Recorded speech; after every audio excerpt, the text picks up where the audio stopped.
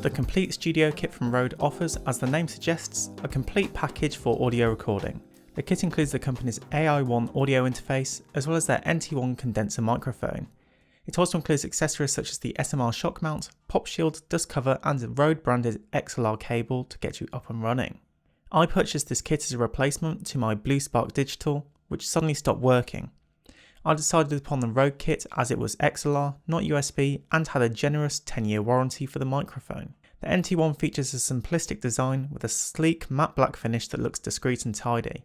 The microphone is around 19cm tall and around 5cm wide, so it takes up a relatively small footprint. There's not too much to the design, with some Rode branding on the front and back, and a gold disc on the front side indicates which side of the microphone to talk into so that sound is picked up well. The ends of the microphone are home to the key parts of the microphone. At one end is the microphone capsule and the other the XLR jack to connect your microphone to your audio interface, as well as the screw thread to attach the microphone to a mount. Overall, I really like the design of the microphone. The build quality feels excellent and it is a full metal construction which ensures that it will be long lasting and durable if transported around. The NT1 is a condenser microphone which makes it fantastic for recording vocals or in my case voiceovers, and features a cardioid polar pattern, which means it picks up audio in front of the microphone.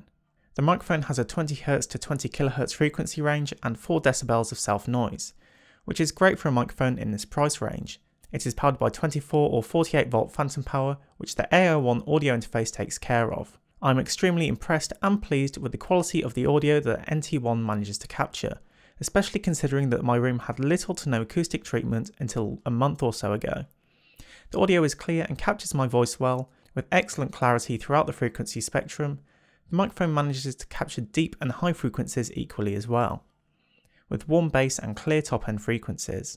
The shock mount and pop filter is Rode's SMR product, which suspends the microphone to reduce vibrations from the surface your microphone is resting on from reaching the microphone capsule, ensuring that there is no bass rumble detected by the microphone due to changes within the recording environment. The metal pop filter features 2 layers and works well at reducing the impact of plosives being picked up by the microphone.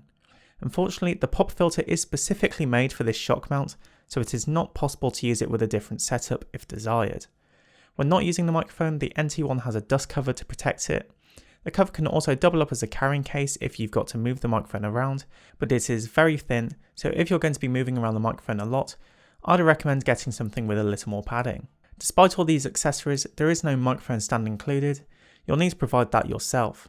I've mounted my NT1 on a Rode PSA-1 boom arm, which I can bring to my mouth when I wish to use the microphone, which I've found to work well for a number of years.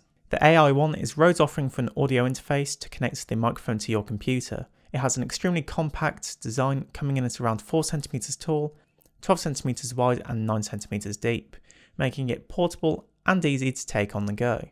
But this smaller form factor does sacrifice some features in comparison to the competition. The audio interface, like the NT1 microphone, has a metal outer casing, which ensures that it is durable and long lasting. On the front is an XLR quarter jack combo input, so you can connect a microphone or a guitar for example, but unfortunately this is the only input found on the audio interface.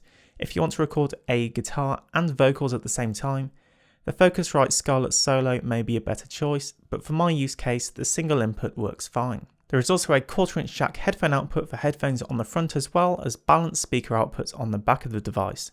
I use this audio interface with my Mackie CR3 speakers and it does a good job at general audio output. When you plug in a pair of headphones, the output will be automatically switched over. The audio interface supports phantom power, which can be turned on by pressing the gain dial, as well as support for direct real-time monitoring of the microphone by pressing the output gain dial. A great aspect of this audio interface is that it is bus powered by USB, so it does not require an additional power source. A USB Type-C port can be found on the back to power the device, and no specialised drivers need to be installed to get going. For my use, the Complete Studio Kit has provided everything I need when it comes to recording a high quality voiceover. I can't really fault the experience that I've had. It has been exceptional. If you are looking for a setup to record vocals or instruments, I would highly recommend the kit, and I really like how there is a 10-year warranty on the microphone. That's been it for this video. If you liked it and found it helpful, please consider subscribing. I will leave a link in the description if you want to pick up the Complete Studio Kit. Thanks for watching, and I will see you in the next one.